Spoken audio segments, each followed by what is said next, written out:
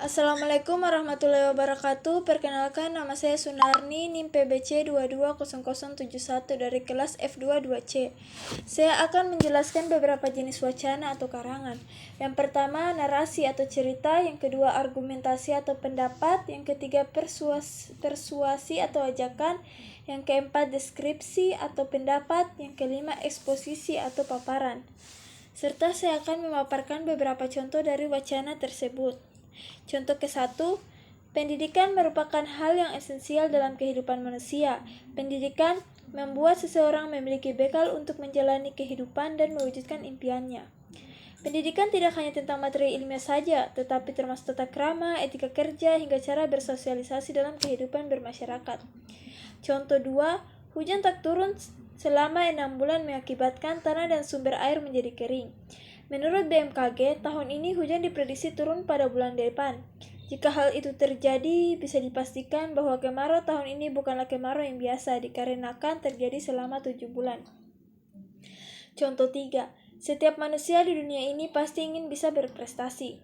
Hal ini karena prestasi merupakan suatu hal yang sangat membanggakan baik bagi diri sendiri maupun orang tua. Orang tua mana yang tidak bangga jika anaknya berprestasi? Namun mencapai prestasi bukanlah hal yang mudah. Prestasi tidak bisa didapatkan hanya dengan usaha kecil. Perlu diadakan pengorbanan yang luar biasa di dalamnya untuk menghadapi kerikil-kerikil tajam. Contoh 4, Pantai Nusa Penida memiliki tata keindahan alam yang menarik, khususnya bagi wisatawan yang mendambakan suasana nyaman, tenang, jauh dari kota. Rindang pohon-pohonnya, tangan lautnya luas. Bagi penyelamat, Pantai Nusa Penida juga menawarkan keindahan ikan laut yang sedang berenang. Pemda Bali harus menata dan mengelola Pantai Nusa Penida sebagai tujuan wisata alternatif. Contoh 5, di lapangan. Saat ini para petambak justru sedang membudidayakan benih udang Vanemei. Meski harganya lebih murah dari udang windu, udang Vanemei mempunyai keunggulan. Udang ini tahan dari beberapa penyakit, sedangkan udang windu sangat rentan dengan penyakit.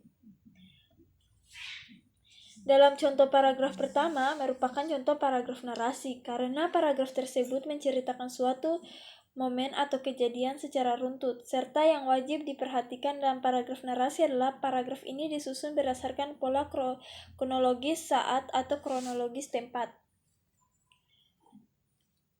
Dalam contoh paragraf kedua merupakan contoh paragraf argumen, karena dalam paragraf tersebut berisi gagasan pribadi yang dikembangkan oleh penulisnya, berupa pendapat, ide, dan opini.